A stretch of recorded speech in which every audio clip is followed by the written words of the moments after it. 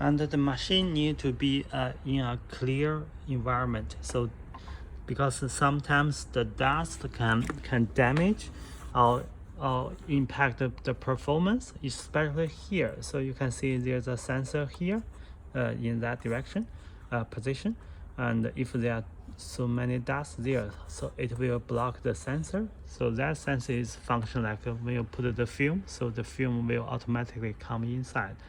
So that is important. And also here is like we can see the blade here. We can remove the blade. It's like replace in future if it's necessary need. So you can see this is how it look like, and so this is the blade.